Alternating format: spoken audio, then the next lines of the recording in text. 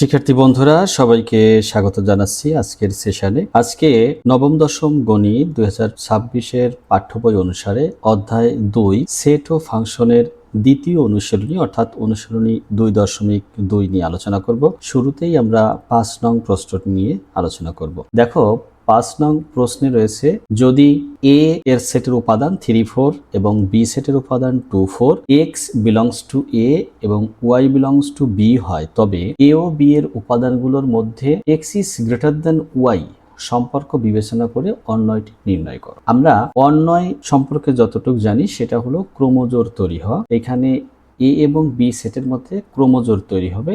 যে ক্রোমোজোরের প্রথম উপাদানটা আসবে এ সেট থেকে এবং দ্বিতীয় উপাদানটা আসবে বি সেট থেকে। তবে এখানে আরেকটি শর্ত যোগ করে দেওয়া হয়েছে, সেটা হলো প্রথম উপাদান অবশ্যই দ্বিতীয় উপাদান থেকে বড় হবে। তাহলে আমরা মনে করি অন্যয়টি R is equal x comma y such that x belongs to A, y belongs to B এবং x is greater than y. এই শর্তে কি হবে? অন্যয়টি গঠিত হবে। যখন ক্রোমোজোর তৈরি হবে তখন দুটো সেটের মধ্যে কার্টেসীয় গুণজ করতে হবে আমাদের সেট এ রয়েছে, এর উপাদান 3, 4 এবং বি যে সেটটি রয়েছে এর উপাদান 2, 4। অতএব আমরা কি করব? এদের কার্টেসীয় গুণজ করব, কারণ কার্টেসীয় গুণজ করার ফলেই আমরা ক্রোমোজোর পাবো যা দিয়ে অন্যয়টি গঠিত হবে। 3, 4 এবং 2, 4 এর কার্টেসীয় গুণজ করলে আমরা কি পাই? দেখো 3, 2 অর্থাৎ প্রথম সেটের প্রথম উপাদান এবং দ্বিতীয় সেটের প্রথম উপাদান মিলে প্রথম ক্রোমোজোরটি তৈরি হলো। দ্বিতীয় ক্রোমোজোর হবে 3, 4 অর্থাৎ প্রথম সেটের এ সেটের 3 এবং বি সেটের দ্বিতীয় উপাদান অর্থাৎ 4। এরপর দেখো প্রথম সেটের আমরা নিব 4, দ্বিতীয় সেটের নিব 2, প্রথম সেটের 4, দ্বিতীয় সেটেরও কত নিব? 4 নিব। এই যে 4টি ক্রোমোজোর তৈরি হয়েছে, এখানে ভালো করে খেয়াল করো, 4টি ক্রোমোজোরেরই প্রথম উপাদান কিন্তু এ সেটের, প্রথম দুটোতেই 3 এবং শেষ দুটোতেই প্রথম উপাদান কিন্তু 4, যে 4টা এসছে সেট এ থেকে, এবং প্রত্যেকটি ক্রোমোজোরের দ্বিতীয় উপাদানগুলো কিন্তু আসছে বি সেট থেকে। অবশ্যই প্রথম উপাদানটি দ্বিতীয় উপাদান থেকে বড় হবে এমন ক্রোমোজোরগুলোই আমরা এই অন্যয়ের অন্তর্ভুক্ত করতে পারবো। কেন? আমাদের শর্তেই বলে দিয়েছে x is greater than y হবে। অতএব অন্যয়টি বা আমরা যে আর অন্যয়টি লিখেছিলাম এটাতে কি কি উপাদান আসবে? দেখো প্রথমটি আসবে 3, 2। এখানে দেখো 3 অর্থাৎ যেটাকে এক্স এর মান বলা হচ্ছে এটা 2 থেকে বড়, দ্বিতীয় উপাদান থেকে বড়। দ্বিতীয় উপাদানটা আছে 3, 4, এটা কিন্তু গ্রহণযোগ্য হবে না, কেননা এটা প্রথম উপাদানই দ্বিতীয় উপাদান থেকে ছোট হয়ে গেছে। পরেরটা হবে অর্থাৎ 4, 2, তারপরেরটাও কিন্তু আর হওয়ার কোনো সুযোগ নেই, অর্থাৎ শেষেরটা, এটাতে 4, 4 দুটোই সমান উপাদান। এখানে কিন্তু এক্স এবং ওয়াই সমান, এক্স কিন্তু ওয়াই থেকে বড় নয়। তাহলে এই আর অন্যয়ের উপাদানগুলো দুইটা, একটা হলো 3, 2 এবং আর একটা হলো 4, 2। তাহলে এটি ছিল 5 নং প্রশ্নের সমাধান। আমরা 6 নং প্রশ্নটি নিয়ে আলোচনা করব। দেখো এখানে সি একটি সেট, ডি একটি সেট, যেখানে এক্স হলো সি এর উপাদান, ওয়াই হবে ডি এর উপাদান এবং সি ও ডি এর উপাদানগুলোর মধ্যে x plus 1 is less than y সম্পর্কটি বিবেচনায় থাকে, তবে অন্যয়টি আমাদের কি করতে হবে? নির্ণয় করতে হবে। তাহলে এক্ষেত্রেও যে অন্যয়টি গঠিত হবে তা সি এবং ডি সেটকে কার্টেসীয় গুণজ করার ফলে যে ক্রোমোজোর পাবো সেই ক্রোমোজোর থেকে এই x plus 1 is greater than y এই শর্তে অন্যয়টি গঠিত হবে। আমরা লিখব এরকম, মনে করি অন্যয়টি R is equal x comma y such that x belongs to c, y belongs to d এবং যে সম্পর্কটি সেটা হলো x plus 1 is less than y। যেহেতু ক্রোমোজোরটা তৈরি হবে x y আকারে এবং x আসবে c সেট থেকে, y আসবে d সেট থেকে, সেহেতু আমাদের c এবং d সেটটাকে কি করতে হবে? কার্টেসীয় গুণজ করতে হবে। c সেটের উপাদান রয়েছে 2, 5 এবং d সেটের উপাদান রয়েছে 4, 6 এবং 7। অতএব সি ক্রস ডি, আমরা সি ক্রস ডি কেন করছি? ক্রোমোজোর তৈরি করব এই জন্য কিন্তু। তাহলে দেখো 2, 5 ক্রস 4, 6, 7 এদেরকে যদি কার্টেসিয়ান প্রোডাক্ট করা হয় তাহলে দেখো পাবো 2, 4, 2, 6, 2, 7, 5, 4, 5, 6 এবং লাস্ট হলো 5, 7। এখন দেখো এই যে সি এবং ডি সেটকে কার্টেসীয় গুণজ করার ফলে যে ক্রোমোজোরগুলো পেলাম এর থেকে এই শর্তে যে ক্রোমোজোরগুলো গ্রহণযোগ্য হবে সেই ক্রোমোজোরগুলো নিয়েই মূলত আর অন্যটি গঠিত হবে। অতএব আর সমান আমরা কি লিখতে পারবো, আর এর মধ্যে কি কি উপাদান আসবে আমাদের? দেখো, আর এর মধ্যে আসবে সেই সমস্ত উপাদান ক্রোমোজোরগুলোর প্রথম উপাদানের সাথে 1 যোগ করলে তা দ্বিতীয় উপাদান থেকে ছোট হয়, 1 যোগ করার পরেও দ্বিতীয় উপাদান থেকে ছোট হবে সেইগুলো। তাহলে দেখো, আমরা যদি 2 4 প্রথম যে ক্রোমোজোরটি রয়েছে 2 4 এর 2 এর সাথে যদি 1 যোগ করি হয় 3, 3 4 থেকে ছোট, তাহলে এই ক্রোমোজোরটি গ্রহণযোগ্য হবে। এরপর আসো 2 6, এটাও হবে, কেননা 2 এর সাথে 1 যোগ করলে হবে 3 যা 6 থেকে ছোট। এরপর আসো 2 7, এটাও গ্রহণযোগ্য, 2 এর সাথে 1 যোগ করলে 3, 3 7 থেকে ছোট। এর পরবর্তী চতুর্থে যে ক্রোমোজোরটি আছে এটা কিন্তু গ্রহণযোগ্য নয়, কারণ এটা প্রথম উপাদান শুরুতেই বড় আছেই, এটা গ্রহণযোগ্য হবে না। 5 6 যে ক্রোমোজোরটি, এই ক্রোমোজোরের প্রথম উপাদান 5 এর সাথে 1 যোগ করলে হয় 6 যা 6 এর সমান, এটাও গ্রহণযোগ্য হবে না। লাস্ট যে ক্রোমোজোরটি রয়েছে 5 7, এই 5 7 এর 5 উপাদানটির সাথে যদি আমরা 1 যোগ করি পাবো 6 যা 7 থেকে ছোট, তাহলে এই ক্রোমোজোরটিও গ্রহণযোগ্য হবে। তাহলে আর অন্যয়ের উপাদানগুলো, তাহলে আর অন্যয়টি হবে এই 4টি ক্রোমোজোর নিয়ে। তাহলে এটি ছিল 6 নং প্রশ্নের সমাধান। এখন দেখো 7 নং প্রশ্ন নিয়ে আলোচনা করবে। এখানে একটি ফাংশন দেওয়া আছে, f of x is equal x to the power 4 plus 5x minus 3। বলেছে f of -1, f of 2, f of half নির্ণয় করো। অত্যন্ত সহজ একটা ব্যাপার। দেখো, আমরা কি করব, x এর পরিবর্তে জাস্ট -1 বসিয়ে দিব। তাহলে যেখানে x আছে তার পরিবর্তে -1, তাহলে এখানে হলো পাওয়ার 4 আছে, 4 হলো, এখানে কোনো পাওয়ার নেই, তাহলে -1ই থেকে যাবে, -3। -1 এর পাওয়ার কোনো জোড় সংখ্যা হলে তা অবশ্যই প্লাস মান দিবে, এজন্য এটা +1 হবে।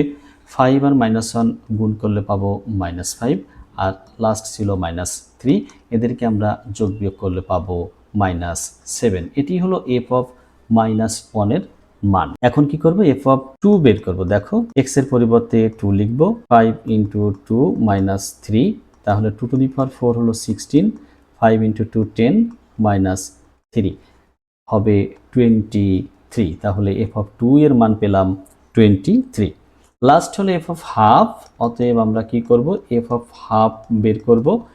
x এর পরিবর্তে লিখব হাফ, তাহলে 1/2 এর পাওয়ার হলো 4 প্লাস 5 × হাফ -3, এটা পাবো 1/16 প্লাস 5/2 -3।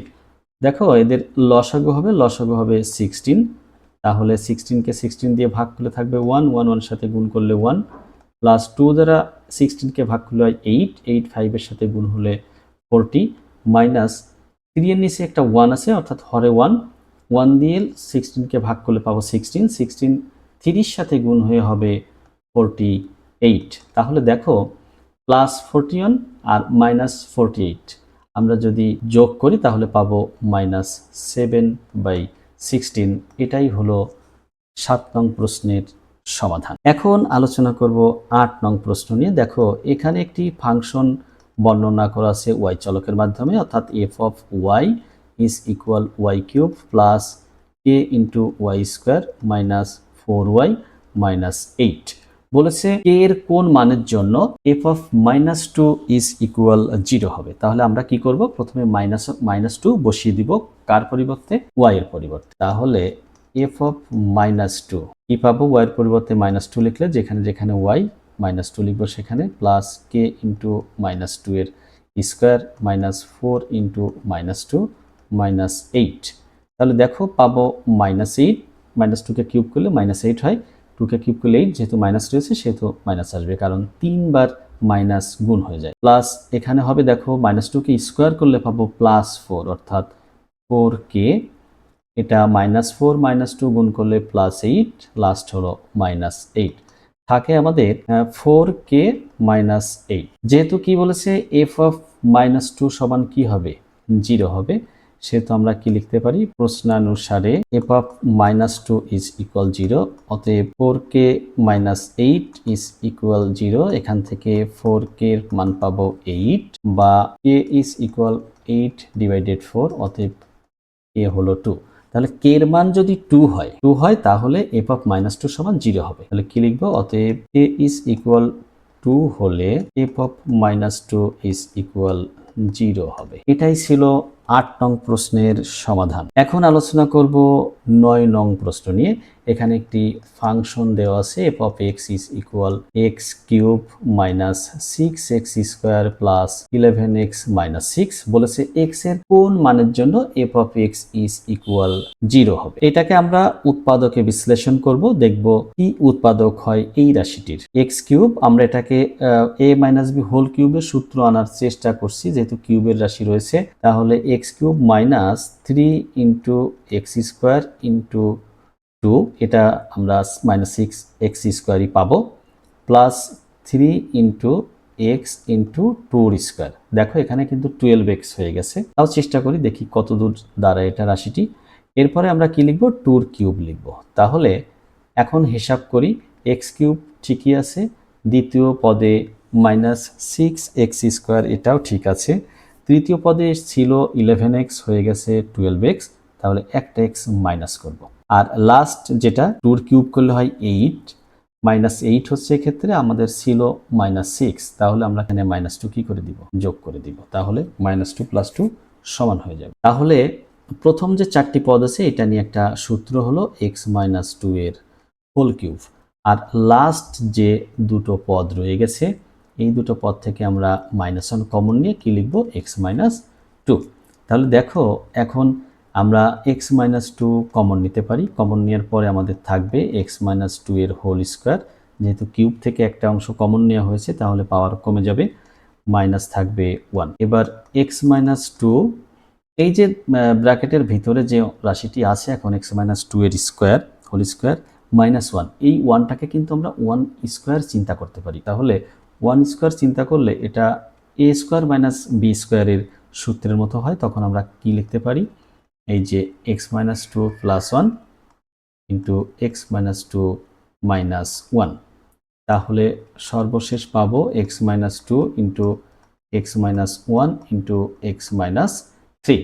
যেহেতু এফ অফ এক্স 0 হবে বলেছে এক্স এর কোন মানের জন্য, তাহলে আমরা কি লিখতে পারি, প্রশ্নানুসারে f of x is equal 0, অতএব x minus 1 into x minus 2 into x minus 3 is equal 0। একাধিক রাশির গুণফল শূন্য হলে, কোনটি শূন্য আমরা জানি না, যে কোনোটি শূন্য হতে পারে, এই জন্য আমরা লিখব হয় এক্স মাইনাস 1 ইজ ইকুয়াল 0, বা এখান থেকে পাবো x is equal 1, অথবা x minus 2 is equal 0, বা এখান থেকে পাবো x is equal 2, অথবা x minus 3 is equal 0, বা x is equal 3। তাহলে x এর এই যে তিনটি মান পেলাম 1, 2 এবং 3, এটা থেকে আমরা লিখতে পারবো যে অতএব x is equal 1 বা 2 বা 3 হলে f of x is equal 0 হবে। অর্থাৎ এই তিনটির যে কোনো বসালে আমরা f of x এর মান পাবো 0। এই ছিল আজকের আলোচনা। তো সবাইকে অসংখ্য ধন্যবাদ।